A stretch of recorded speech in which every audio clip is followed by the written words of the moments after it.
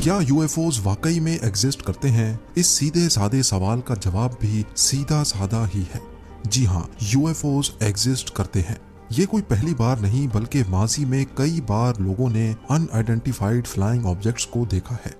UFOs का exist करना इस बात की निशानी है कि हमारे अर्थ के बाहर कहीं ना कहीं लाइफ की एक ऐसी फॉर्म जरूर मौजूद है जो टेक्नोलॉजी में हमसे बहुत ज्यादा एडवांस्ड है। यूएफओज और एलियंस का टॉपिक हमेशा से ही ज़ेरे बहस रहा है। पहले तो इसको सिर्फ साइंस फिक्शन की हद तक ही रखा जाता था, लेकिन अब पहली बार यूएस गवर्नमेंट ने ऑफिशियली इस बात का इकरार किया है कि यूएफओज एग्जिस्ट करते हैं। यूएस नेवी पायलट्स ने एक ऑस्ट्रेलियन न्यूज चैनल को दिए गए इंटरव्यू में साफ साफ बताया है कि दौरान परवाज उनको अक्सर ऐसे अनआइडेंटिफाइड ऑब्जेक्ट्स देखने को मिलते हैं। उनकी स्पीड इतनी तेज होती है जिससे फाइटर जेट्स भी मुकाबला नहीं कर पाते। एक पायलट का कहना था कि ये ऑब्जेक्ट्स 20,000 किलोमीटर पर आवर से भी ज्यादा तेज फ्लाई कर सकते हैं, जबकि दुनिया का सबसे तेज उड़ने वाला प्लेन X-15 है जो मैक्सिमम 7,300 किलोमीटर पर आवर की स्पीड तक पहुंच सकता है। पायलट ने जब इस स्ट्रेंज ऑब्जेक्ट को देखा तो ये लो एल्टीट्यूड पे बहुत तेजी से फ्लाई करता बार बार नजरों से ओझल हो रहा था। पोर्टो रिको में एग्वाडिला कोस्ट के करीब एयर पेट्रोलिंग के एक रूटीन मिशन के दौरान ये ऑब्जेक्ट देखा गया। ऐसा ऑब्जेक्ट पायलट पहली बार देख रहा था, इसी वजह से उसने इसको ट्रैक करने का फैसला किया। इस काम के लिए एयरक्राफ्ट पर लगा थर्मल कैमरा ऑन कर दिया गया। इसमें साफ साफ देखा जा सकता है कि ये कोई रग्बी बॉल की शक्ल जैसा मेटेलिक ऑब्जेक्ट है जो एयरपोर्ट के ऊपर फ्लाई कर रहा है। अभी पायलट ने इसको ट्रैक ही किया था कि अचानक इसने एक अनोखा करतब करके दिखाया। ये समंदर की तरफ गया और चंद सेकंड्स के लिए पानी के अंदर चला गया। बाहर निकलने के बाद 4 मिनटों तक दोबारा इसको थर्मल कैमरा ट्रैक करता रहा, लेकिन इसके बाद जो हुआ उसने पायलट और तमाम पेट्रोलिंग क्रू के होश ही उड़ा दिए। ये 2 हिस्सों में स्प्लिट हुआ और फिर आंखों से ओझल हो गया। उसके बाद ना इसको थर्मल इमेजिंग कैमरा पकड़ सका और ना ही पेट्रोलिंग क्रू। ये क्या चीज थी, कहां से आई थी और आखिर आंखों के सामने से गायब कैसे हो गई? इस वीडियो की खास बात यह है कि ये एक नेवी प्लेन पे लगे लाखों डॉलर के थर्मल कैमरा से रिकॉर्ड की गई है। यूएस गवर्नमेंट ने इस वीडियो की फॉरेंसिक जांच करने का फैसला किया। सबसे पहले तो ये देखा गया कि ये वीडियो असली भी है कि नहीं, कहीं इसको एडिट तो नहीं किया गया, क्योंकि ये वीडियो यूएस नेवी के एयरप्लेन से रिकॉर्ड की गई थी। इसी वजह से इसमें बेशुमार डेटा मौजूद है। वीडियो पे शो होने वाले जीपीएस कोऑर्डिनेट्स और टाइम को जब रेडार पे रिकॉर्ड होने वाले डेटा से मैच किया गया तो ये बात साबित हो गई कि ये प्लेन उस दिन इस जगह मौजूद था। थर्मल कैमरा जो कि ऑब्जेक्ट्स के टेम्परेचर के हिसाब से उसको ब्लैक और व्हाइट में डिफरेंशिएट करता है, इसके जरिए रात के वक्त भी चीजों को आसानी से देखा जा सकता है। कैमरा के फीचर को इस्तेमाल करके जब इस ऑब्जेक्ट का टेम्परेचर देखा गया तो ये 104 डिग्रीज फ़ारेनहाइट या फिर 40 डिग्री सेल्सियस था। यानी ये शक भी क्लियर हो गया कि इसमें किसी किस्म का जेट इंजन नहीं लगा, क्योंकि जेट इंजन की हीट इससे कई गुना ज्यादा होती है। ये ऑब्जेक्ट असल में कितना बड़ा है इसका अंदाजा वीडियो के इस फ्रेम की मदद से लगाया गया। इसमें ऑब्जेक्ट एक लाइट पोल के पीछे से गुजरता है। लाइट पोल जो अमूमन सिर्फ 8 या 10 इंच मोटा होता है, उसके मुकाबले में देखा जाए तो ये सिर्फ 3 या 4 फीट से ज्यादा बड़ा नहीं लगता। इतना छोटा ऑब्जेक्ट, क्या ये कोई बैलून तो नहीं? एक्सपर्ट्स का कहना है कि इस दिन हवा की स्पीड 30 किलोमीटर पर आवर थी और ये ऑब्जेक्ट विंड के अगेंस्ट फ्लाई कर रहा था, जो कि किसी बैलून के लिए करना तो इम्पॉसिबल है।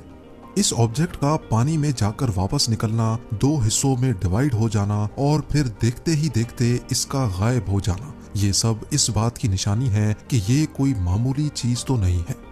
गवर्नमेंट ऑफिशियल्स की इन्वेस्टिगेशन के बाद ये नतीजा निकाला गया कि ये वाकई कोई अनआइडेंटिफाइड फ्लाइंग ऑब्जेक्ट यानी यूएफओ है। अभी जो वीडियो आपने देखी उसके हीट सिग्नेचर में यूएफओ का टेम्परेचर सिर्फ 104 डिग्रीज नोट किया गया। आज तक हम ऐसी कोई टेक्नोलॉजी इजाद नहीं कर पाए जो फ्लाई भी करे और वो भी बगैर हीट के। इस यूएफओ का टेम्परेचर लिटरली रूम टेम्परेचर है, जो कि वाकई बहुत हैरान करने वाली बात है। क्योंकि इलेक्ट्रिक ड्रोन्स भी कुछ ना कुछ हीट तो जनरेट करते ही हैं।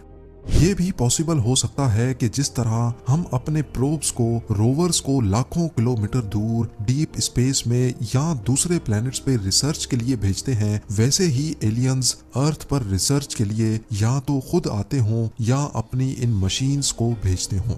अगर टेम्परेचर की बात को नजरअंदाज भी किया जाए तो उसका पायलट की आंखों के सामने दो हिस्सों में स्प्लिट हो जाना, फिर अचानक आंखों से और थर्मल कैमरा से गायब हो जाना, इस बात की निशानी है कि ये जरूर कोई एक्स्ट्रा टेरेस्ट्रियल ऑब्जेक्ट है।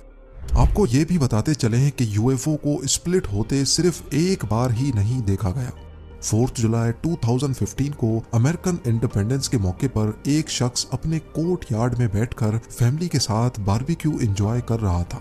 क्योंकि इंडिपेंडेंस के मौके पर फायरवर्क्स का होना एक बहुत ही कॉमन बात है, इसी वजह से इसकी नजरें भी आसमान पर टिकी थीं।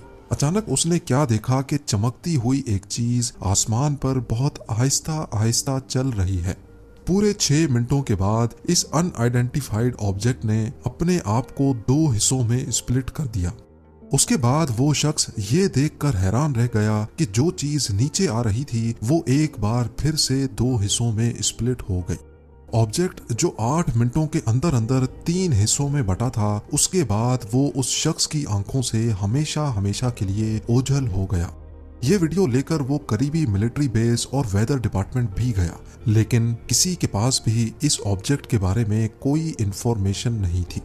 वीडियो जब फॉरेंसिक एक्सपर्ट्स के हाथ लगी तो उन्होंने उसकी जांच की। वीडियो में किसी किस्म की भी एडिटिंग नहीं साबित हो सकी। इस वीडियो में देखने वाले ऑब्जेक्ट्स को मुख्तलिफ चीजों से भी जोड़ा गया, जैसा कि परिंदा, ड्रोन या फिर कोई हवाई जहाज। लेकिन एक्सपर्ट्स का कहना है कि यूएस में रेगुलेशंस की वजह से ड्रोन्स इतनी हाइट तक फ्लाई नहीं कर सकते और ना ही प्लेन की बॉडी में लाइट रिफ्लेक्टिंग मटेरियल लगाने की परमिशन होती है। ये कोई मीटियोराइट भी नहीं है, क्योंकि ये काफी देर तक आसमान पर एक ही पोजीशन में नजर आता रहा, जबकि मीटियोराइट्स 1 सेकंड के अंदर अंदर आंखों के सामने से गुजर जाते हैं। अगर ये ऑब्जेक्ट इनमें से कुछ भी नहीं है तो इसको अनआइडेंटिफाइड फ्लाइंग ऑब्जेक्ट कहना बिल्कुल भी गलत नहीं होगा। पेंटागन से रिलीज होने वाली दूसरी यूएफओ वीडियो भी मिलिट्री प्लेन पे लगे थर्मल कैमरा से रिकॉर्ड की गई थी। जिस पायलट ने इसको ट्रैक किया उसका कहना था कि ये ऑब्जेक्ट फिजिक्स के बेसिक लॉज के खिलाफ काम कर रहा है। ये राउंड शेप का ऑब्जेक्ट दूसरों के मुकाबले में काफी ऊंचाई पर था और ये 120 नॉट विंड स्पीड के खिलाफ जा रहा था।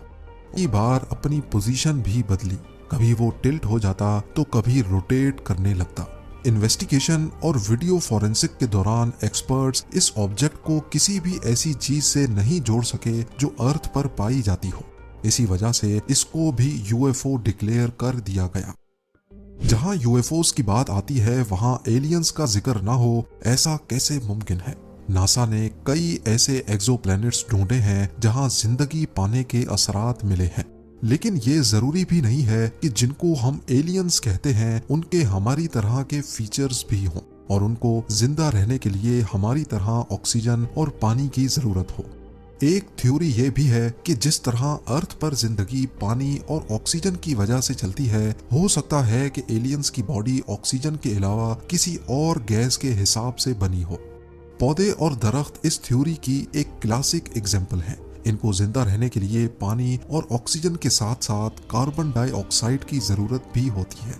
वो कार्बन डाइऑक्साइड जो हम इंसानों के लिए एक खतरनाक गैस है। प्लांट्स कार्बन डाइऑक्साइड को सूरज की रोशनी की मदद से कार्बोहाइड्रेट्स यानी एनर्जी में कन्वर्ट करते हैं। अब जब हमारे सामने ही प्लांट्स की एक क्लासिक एग्जाम्पल मौजूद है, तो क्या ऐसा मुमकिन नहीं हो सकता कि किसी ऐसे प्लेनेट पे जो हमारी नजर से तो जिंदगी के काबिल नहीं, लेकिन असल में वहाँ का अपना ही इकोसिस्टम हो जिसमें तरह तरह की मखलूक बसती हो। आपकी इस बारे में क्या राय है, मुझे कमेंट सेक्शन में जरूर बताइएगा। वीडियो भी आप लोग भरपूर लाइक और शेयर करेंगे। मिलते हैं अगली शानदार वीडियो में।